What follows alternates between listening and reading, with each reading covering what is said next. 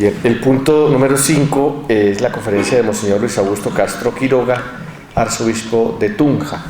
Le damos la más cordial bienvenida. Todos conocemos su trayectoria, su formación. Él es doctor en teología de la Javeriana, por eso también es egresado, está aquí como egresado, y ha sido pues provincial de los misioneros de la Consolata en Colombia y obispo en San Vicente del Caguán durante la época, digamos, de los diálogos en el Caguán con las FARC y ahora en Tunja hace más de 15 años. Entonces, su conferencia va a ser sobre la paz. Le damos la más cordial bienvenida. Todos sabemos que la palabra de Monseñor Luis Augusto ha sido muy importante en el país y su visión de las cosas, por ejemplo, lo último que pasó con el paro agrario, su conferencia va a ser grabada, vamos a divulgarla ahora a través de la web también, de manera que se puede también después consultar a través del internet. Tenemos algunos participantes de la asamblea también en conexión en línea en este momento. Bienvenido, Monseñor. No más preámbulos.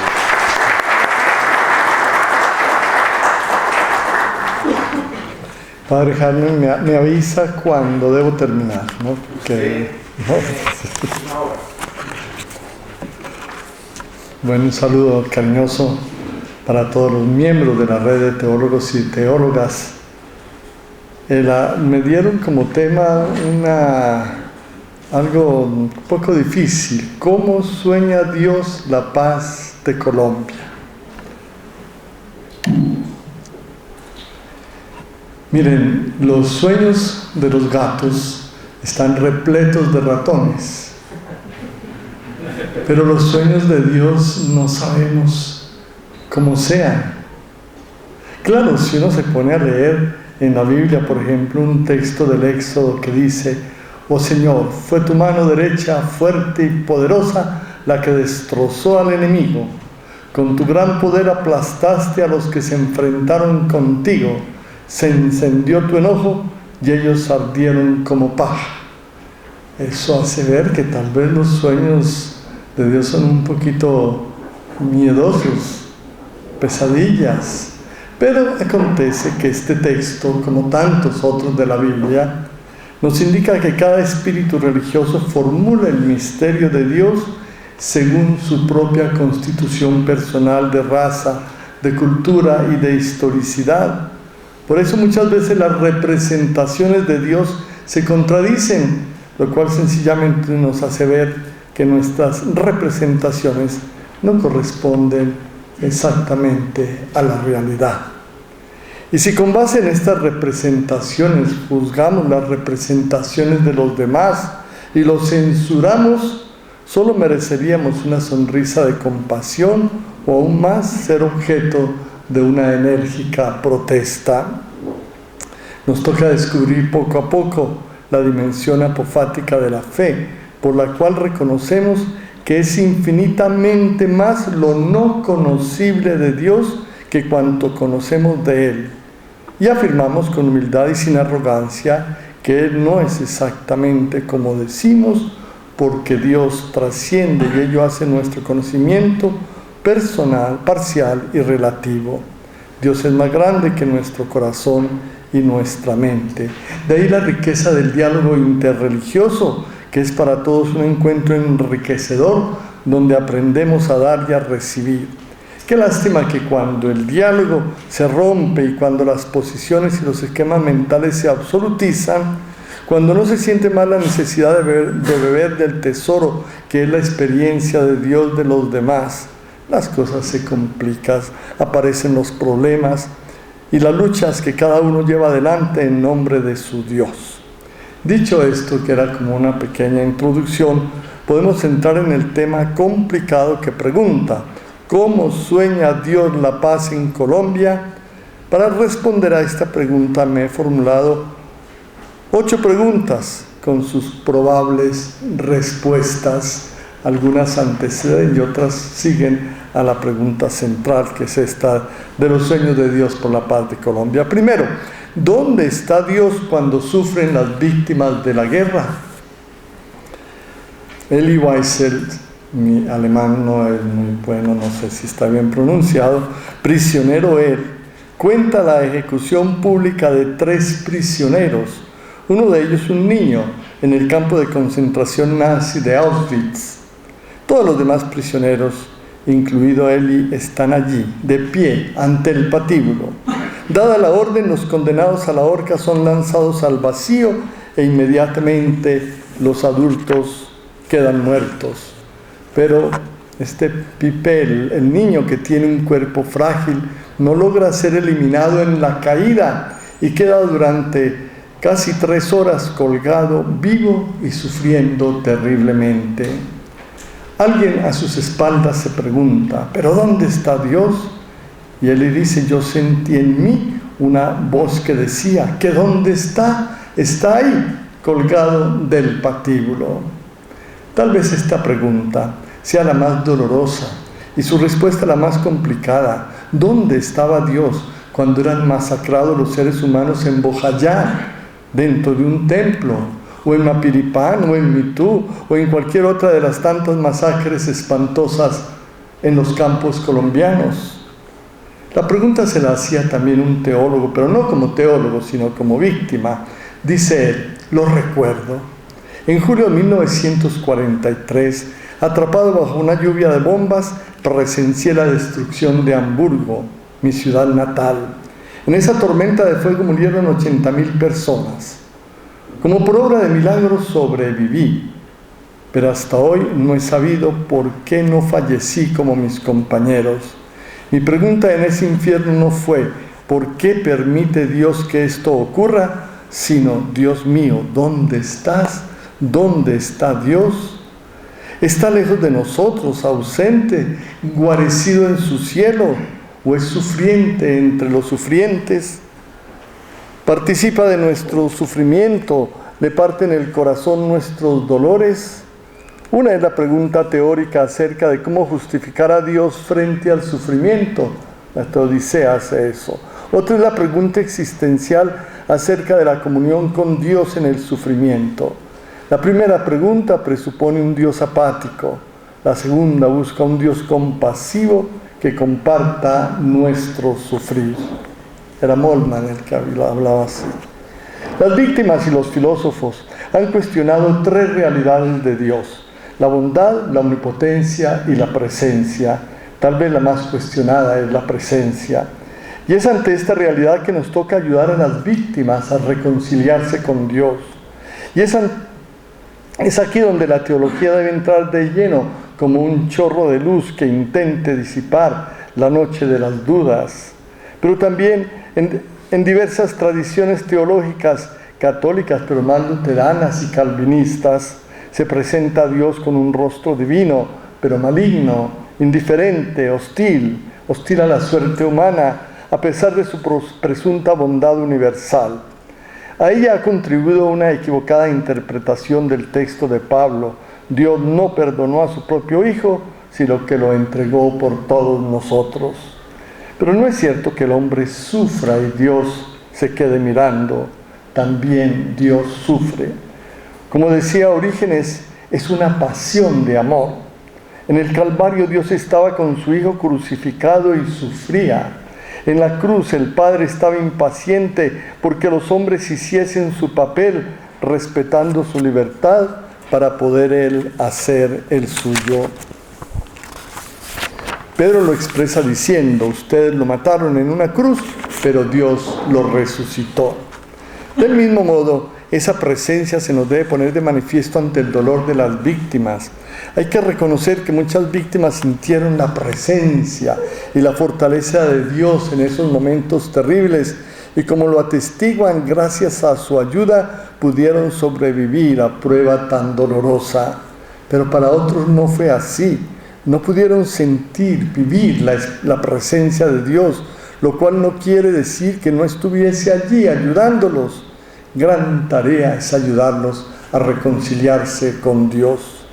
Termino esta pregunta con unas palabras del conocido teólogo Torres Queiruga. El día en que ante el sufrimiento de la enfermedad o la dureza de la vida, nuestra sensibilidad espontánea no reaccione diciendo, Señor, ¿por qué me mandas esto? ¿Qué pecado cometí? ¿por qué no lo remedias? Sino más bien, Señor, sé que esto te duele como a mí y más que a mí. Sé que tú me acompañas y me apoyas aunque no te sienta. Ese día el Dios de Jesús recuperará para nosotros su verdadero rostro, el del antimal, que nos sostiene y acompaña con su amor. Segunda pregunta, ¿de qué lado está Dios? Alguna frase de una cartelera expuesta en Bogotá decía: los malos son muy pocos, los buenos somos muchos más. Esta frase aparentemente responde a la pregunta ¿de qué lado está Dios? Pero ¿será tan sencillo definir el lado de Dios con base en nuestra división entre buenos y malos? En el conflicto de los Balcanes, los sacerdotes ortodoxos serbios de la Iglesia de Estado autocéfala e independiente tomaron las banderas de la identidad serbia. Su enseñanza, su predicación, su doctrina, toda ella estaba dirigida a presentar a Dios como el Dios de los serbios, el Dios de los buenos, el Dios de la victoria. Al mismo tiempo, la Iglesia Católica se preocupó por reforzar el nacionalismo croata y a pesar de la acción ecuménica de Stroessmayer, el nacionalismo impregnó a la Iglesia. Así que su enseñanza, su espíritu, su predicación versaban sobre el Dios de los croatas que les daría la victoria contra los impíos serbios y los terribles musulmanes. Estos últimos, a su vez, habiendo obtenido a partir del año 1969 el reconocimiento de grupo étnico nacional, empezaron a reforzarse y también su estilo religioso era el de Alá con nosotros y contra todos los demás. Católicos, ortodoxos y musulmanes, en nombre del propio Dios, inflamaron de pasiones homicidas a sus correligionarios. Las fiestas religiosas, peregrinaciones, la enseñanza, toda era ocasión propicia para sacralizar el ultranacionalismo de cada grupo religioso y de su respectivo Dios.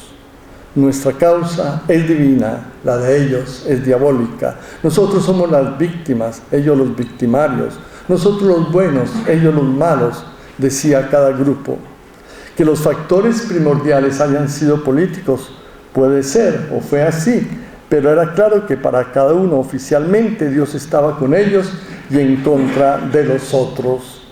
Habría que considerar el hecho de que hay comunidades religiosas débiles y comunidades religiosas fuertes. Las primeras se han debilitado debido a sincretismos malsanos, a opresión, a subordinación, a un estado hostil.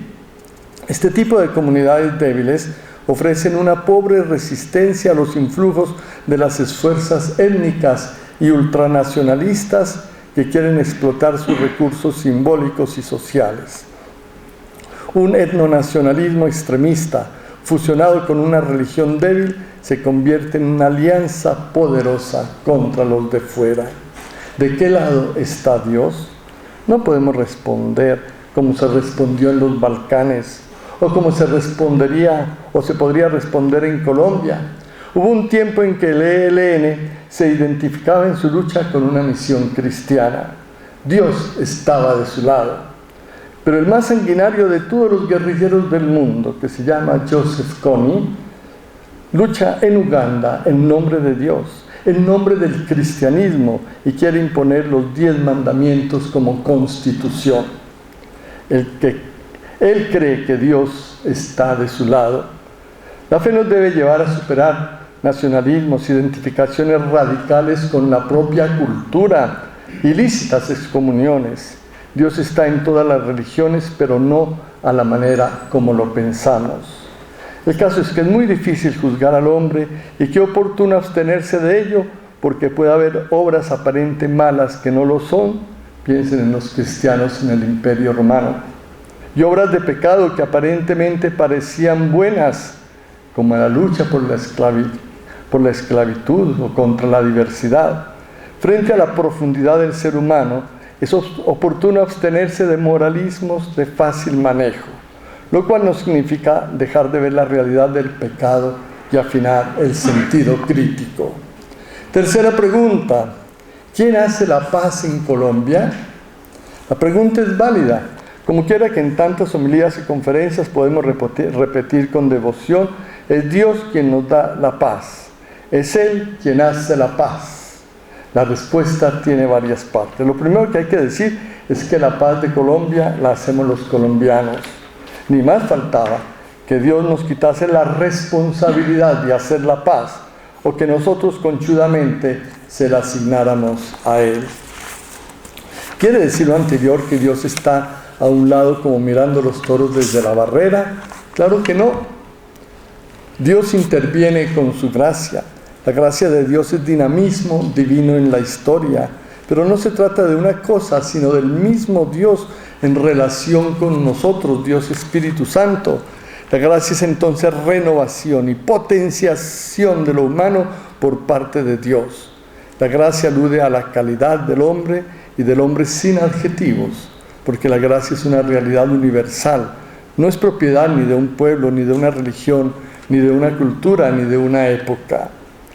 Cuarta pregunta: ¿dónde encontrar a Dios en medio del conflicto colombiano? La respuesta es sencilla y a la vez difícil. Dios se encuentra allí donde se luche por la vida sin adjetivos. Es el lugar predilecto de Dios y del hombre religioso. La religión es auténtica en la medida en que está al servicio de la vida. Yo he venido para que todos tengan vida y la tengan en abundancia, decía Jesús. Y recordamos a Ireneo de León: la gloria de Dios es la vida del hombre. La pregunta que me dieron para esta conferencia fue: ¿cómo sueña Dios la paz en Colombia? La respuesta es esta: como vida plena, como promoción de la vida, como aprecio de la vida. En Colombia tenemos una fuerte devaluación de la vida. Por eso cuando impongo la ceniza el miércoles santo, siempre uso la expresión: recuerda, hombre, que eres polvo. El darme cuenta de la propia fragilidad del ser polvo me lleva a ver la fragilidad de los otros y a tratarlos como se trata una preciosa porcelana que no se debe romper. Cuando yo me considero un Superman, un Rambo, un extraterrestre, una mujer maravilla, uno que está convencido de que nada le puede pasar, pierde la visión de la fragilidad de la vida y es duro, muy duro con los demás. En Colombia tenemos una cultura de la muerte que se traduce en violencia institucional, en fácil uso de las armas para fines políticos, en drogadicción y en comercio internacional de armas y de seres humanos. Pareciera que la vida no es lo primordial. En el Evangelio de San Marcos, en sus primeros 8 capítulos, encontramos 3 tipos de servicio a la vida por parte de Jesús. Todos empiezan por D. Defensa de la vida, dignificación de la vida, disfrute de la vida. ¿De cuál vida se trata? De la vida sin adjetivos, de la vida secas, la vida que es común a todos los seres humanos. Los adjetivos son importantísimos, pero están supeditados a la vida sin excepciones. Pero cuidado, no se trata solamente de la vida de los vivos, también está la vida de los muertos, de todos esos asesinados aún en espera de justicia. Tenemos que reconocer el valor absoluto de la vida, el valor absoluto de la vida, que no es simplemente el de la vida de los vivos, también la otra, la vida de los muertos. ¿Quiere Dios que haya paz en Colombia ya? Otra pregunta. La respuesta es muy sencilla: yo no lo sé. Los tiempos de Dios no son los nuestros, ni sus caminos son nuestros caminos. Pero como la ausencia de paz es presencia de guerra y por tanto de sufrimiento, de muerte, de orfandad, de víctimas, uno supone que Dios la quisiera cuanto antes y que Él pudiese exclamar: ya mismo la paz está con ustedes. Pero el asunto del tiempo ha jugado mucho antes y juega también hoy. El proceso de paz colombiano en la vigencia del presidente Pastrana fracasó. Yo diría que al lado de tantos enemigos que tuvo, como la corriente guerrerista de la guerrilla, o los narcotraficantes, los vendedores de armas, algunos políticos interesados en que fracasara, el deseo de venganza de unos cuantos, la falta de signos reales de paz. Al lado de todo esto hay que colocar también la impaciencia. Los medios de comunicación se dejaron llevar por la impaciencia e impacientaron a la nación. Vieron los procesos de diálogo como una carrera de velocidad de 100 metros, en lugar de entender que era una maratón que exigía tomar mucho aliento y armarse de mucha paciencia. Paciencia no es resignación, es visión clara de los ritmos de la historia. Es conciencia de que, como anotaba el beato cardenal Newman, las cosas grandes requieren mucho tiempo. Ahora estamos en las mismas. Fuerte oposición de grupos políticos al proceso de paz, falta de signos reales y sobre todo se empieza a notar la misma impaciencia que pueda dar al traste con el proceso. En este asunto de la paz, pareciera que todo se redujese a tomar decisiones políticas maduras, pero no basta eso de ninguna manera. Hay que ir logrando la madurez cívica, ética, social, democrática, espiritual, teológica, para que cualquier acuerdo no sea una farsa como fue el proceso del Caguán. Con razón las Naciones Unidas distinguen entre peacemaking y peace building, siendo la primera el fin del conflicto, con los debidos acuerdos, y la segunda el actuar el post-conflicto. No basta luchar para que el conflicto termine. Igualmente hay que prepararse para el post-conflicto, que en cierto sentido ya ha empezado. El asunto es muy complejo y no le hemos puesto el suficiente interés. Por no haberse preparado, Guatemala y El Salvador, después de firmar la paz, vieron surgir unas bandas criminales, los maras, de alta peligrosidad, que generaron más muertos que los que hubo en la guerra misma. El posconflicto exige una doble visión hacia atrás, para tomar en consideración las víctimas y los victimarios del pasado, y visión hacia adelante para ver las exigencias estructurales del futuro. El posconflicto tiene también exigencias políticas en términos de reconfiguración de las relaciones entre sociedad y Estado para que haya una genuina democracia. También tiene exigencias sociales, como son un nuevo modelo de convivencia incluyente, un fortalecimiento de la sociedad civil y una decidida acción e inversión en términos de justicia social, lo cual implica dosificar apetencias. El país tiene suficientes recursos para actuar en una justicia social que abrace a todos, pero tiene muy pocos recursos para responder a la voracidad de un cierto grupo de colombianos. Fuera de las exigencias políticas y sociales, a las que hay que añadir las exigencias internacionales, hay también unas exigencias culturales, que quiere decir fortalecer la cultura de la confianza, el empoderamiento de los más débiles y una reducción de la cultura del músculo. Sin embargo, todo eso no es suficiente. Hay que responder a unas exigencias éticas que nos lleven a otorgar al otro la prioridad sobre uno mismo, una ética acogedora del otro, responsable del otro. Además, una ética que implique el desarme de la agresividad y un rearme de los valores más genuinos exigidos por la convivencia solidaria. Además, hay que responder a unas exigencias espirituales, como el dar prioridad a la vida sobre la religión. Cuando la religión se puso contra la vida, Jesús no tuvo inconveniente en ir contra la religión. Prioridad de la vida del otro sobre la propia verdad. Por defender mi verdad no puedo matar al otro. Prioridad de la vida sobre el pecado, como anotábamos antes. Prioridad de la fuerza espiritual sobre la fuerza física. Prioridad de la colaboración sobre la competencia, lo cual se promueve mediante el diálogo interreligioso e intrarreligioso.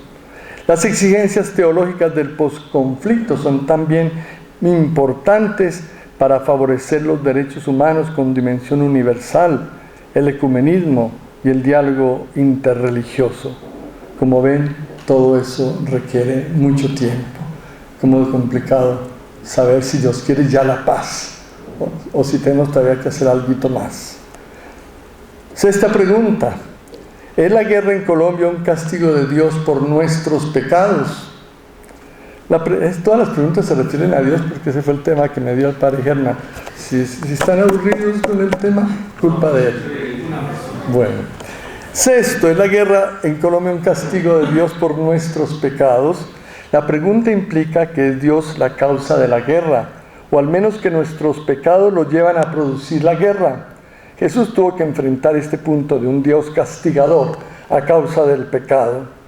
Cuando Jesús alude al dolor o al mal padecido, busca causas históricas inmanentes, injusticia, egoísmo, afán de riquezas, etc. En consecuencia, Jesús rechazó la visión de su tiempo según la cual el dolor y la enfermedad se deben al pecado. ¿Por qué este hombre está ciego? ¿Pecó él o pecaron sus padres? Ni él pecó, ni tampoco sus padres, respondió Jesús.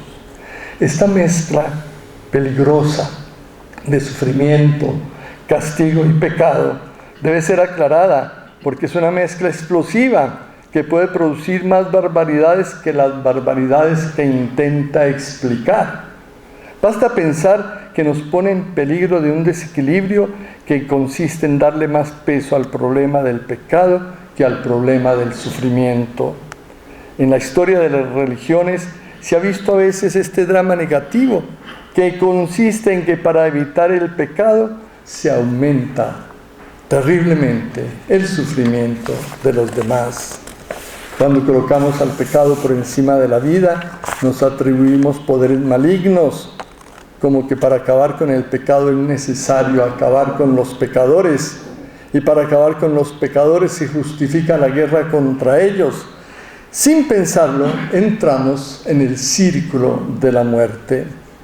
El círculo de la muerte es así: si queremos acabar con alguien, lo declaramos pecador, despojándolo de su individualidad. Es solo un pecador, no importa el nombre. Y uniéndolo a otro grupo de pecadores iguales. Luego a ese pecador, con su grupo, lo identificamos con algún ser peligroso para la salud.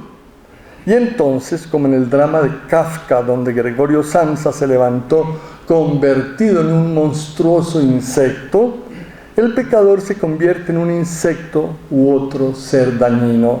Los Tutsis de Ruanda, fueron declarados cucarachas por los Hutus.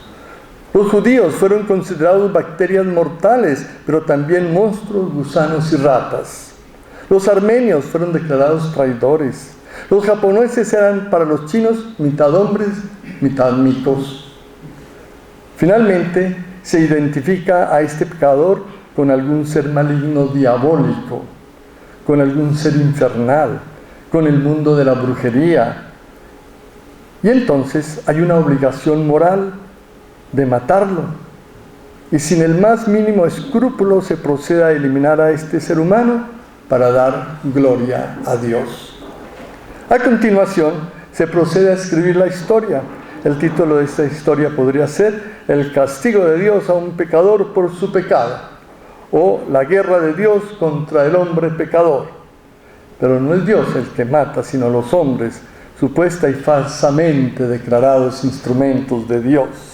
José Saramago escribía, no es muy amigo nuestro, pero vean lo que decía: ya se ha perdido la cuenta de los seres humanos muertos de las peores maneras que los humanos han sido capaces de inventar. Una de ellas, la más criminal, la más absurda, la que más ofende a la simple razón, es aquella que desde el principio de los tiempos y de las civilizaciones manda matar en nombre de Dios. Es absurda la respuesta que le atribuye a Dios la causa castigadora de un genocidio o de una guerra, con lo cual se confirma que a veces nosotros los humanos somos capaces de decir de Dios cosas que no nos atreveríamos a decir de ninguna persona decente. Séptima pregunta: ¿Por qué Dios permite la guerra en Colombia? La pregunta de suyo es casi una blasfemia. La guerra, en cuanto es un mal, no es permitida por Dios, ni tolerada, ni mucho menos querida por Dios. Dios lucha contra el mal. Al presentar las bienaventuranzas, Jesús nos muestra a un Dios que no es neutral ante los conflictos humanos, ni impasible ante el sufrimiento. Siempre se pone de parte de las víctimas. En los evangelios no se afirma que el sufrimiento sea algo querido por Dios, mucho menos causado por Él. Tampoco se puede decir que Dios es solamente solidario con el que sufre, pero no hace nada.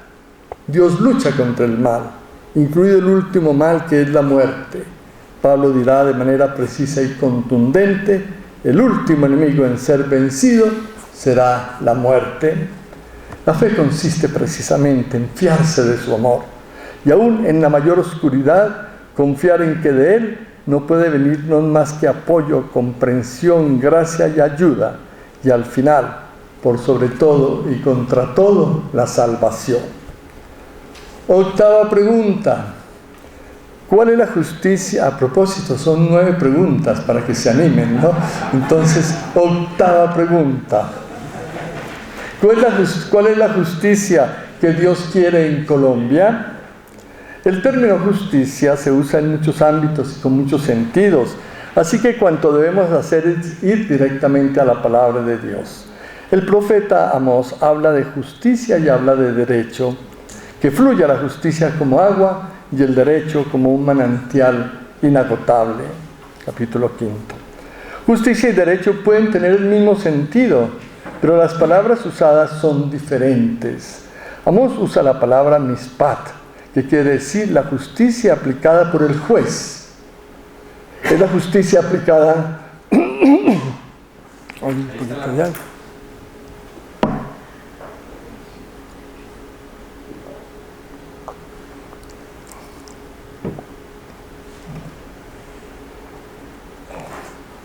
Es la justicia aplicada estricta y totalmente, hasta el fondo.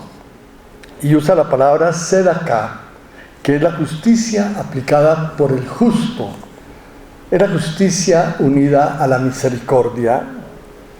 Podemos encuadrar esta visión de la justicia en el marco amplio de las narrativas que nos ofrece la Sagrada Escritura, pero dejo toda esa partecita para más bien seguir con la siguiente pregunta, porque es continuación exacta de la primera. ¿Sueña Dios con una Colombia donde la justicia y la reparación tengan como efecto la reconciliación? La respuesta es no, de ninguna manera. Aun cuando esta es la manera habitual de pensar de los colombianos. Si se me hace justicia plena, tal vez esté dispuesto a perdonar. Si se me da plena reparación, tal vez acepte la reconciliación. Sin embargo, hay muchos argumentos para decir que primero es la reconciliación y luego sí la justicia y la reparación. Ofrezco un ejemplo y 2 razones y con ello concluyo. El ejemplo: mucho antes de que en Sudáfrica se hiciese justicia, eliminando el apartheid, ya se respiraba un aire de reconciliación, traducido en esperanza de que muy pronto tendría lugar la salida de la cárcel de Nelson Mandela y de todos los oprimidos. Ese nuevo clima de reconciliación, que primero se forjó en el corazón de Mandela, favoreció todo lo que vino después en esa región en términos de verdad y de justicia, y facilitó el paso de un sistema racista a un sistema democrático sin derramar ni una sola gota de sangre. ¿Cuánto le agradecen hoy a Mandela esta actitud de reconciliación? Este nuevo clima de reconciliación permite considerar desde otros ángulos las soluciones habituales, permite que se arriesguen nuevas fórmulas de solución, permite que brote una apertura diversa hasta ahora no pensada. Este nuevo clima permite una mejor atención y más aguda sensibilidad al dolor de las víctimas y una mayor disponibilidad a decir la verdad por parte de los victimarios. Primero justicia y luego reconciliación. No, al contrario. Ofrezco dos razones. Es casi imposible la fórmula primero justicia y luego reconciliación, porque cuando se habla de justicia antes del perdón, se entiende estricta justicia. Dicho en otros términos, la mayor justicia posible. Pero el derecho romano advierte, y volvemos a aquellas palabritas del profeta, el derecho romano advierte que la máxima justicia fácilmente se convierte en la máxima injusticia. Ustedes recuerdan, summum ius, summa injuria. La máxima justicia es la máxima injuria. Lo decía también Juan Pablo II, la justicia que es solo justicia, bien pronto deja de ser justicia. Para que sea verdadera justicia debe estar acompañada de algo más que justicia. Y ese algo más se llama misericordia. Para hablar de misericordia, pero hablar de misericordia es entrar en un clima diverso, en un clima de reconciliación. El juicio de Nuremberg, donde fueron enjuiciados los nazis, dejó un mal sabor, porque al querer aplicar la máxima justicia, se dio la sensación de que se buscaba simplemente venganza. Los hijos de los nazis condenados, suplicaban solo una cosa, que sus papás fueran fusilados. Solo eso, no pedían nada más, que los fusilen. No se les aceptó esa solicitud, porque no era la máxima justicia. Fueron ahorcados, que era humillante para ellos. Las víctimas, si no están atentas a sus sentimientos y exigencias de máxima justicia, fácilmente se transforman en victimarios. Eso también aquí, en nuestra patria. Segunda razón, estoy terminando. Si yo me limito a exigir justicia sin reconciliación, aun si la justicia fuese plenamente satisfecha, aun si se rectificasen los errores pasados, eso no garantiza una comunión nueva, una nueva relación sana y pacífica. En este caso no hay humanización para ninguno de los dos, ni para la víctima resentida, sufrida, deshumanizada por la violencia que se ejerció sobre ella, ni para el victimario, quien ciertamente al ejercer la violencia hacia el otro se animalizó, como se dice popularmente, esos animales mataron a mi esposo, algo así. La víctima quedará siempre víctima, lo cual es horroroso, como lo es también que el victimario quede siempre victimario. No hay que perder de vista que en todo esto de la paz no se trata simplemente de resolver problemas políticos, problemas de poder o problemas económicos, sino ante todo y especialmente hoy son problemas de humanización, de recuperar la humanidad perdida o con la violencia recibida o con la violencia propinada a otros. Una verdadera comunión, una humanización cierta acontece cuando se ofrece el perdón como un don, jamás como una obligación exigida por el hecho de que se hizo justicia. Es un don de la víctima al victimario, un don que brota de la magnanimidad, de la grandeza de ánimo, un don a veces sufrido como el de Jesús en la cruz, no un trueque necesario, casi comercial. ¿Se imaginan ustedes a Jesús en la cruz diciendo, primero que se me haga justicia plenamente y luego si los perdono? Lo primero que hizo fue perdonar y crear no solo un clima de reconciliación, sino un hecho de reconciliación salvadora por el cual le damos gracias. Y yo le doy gracias a ustedes también por la paciencia que han tenido.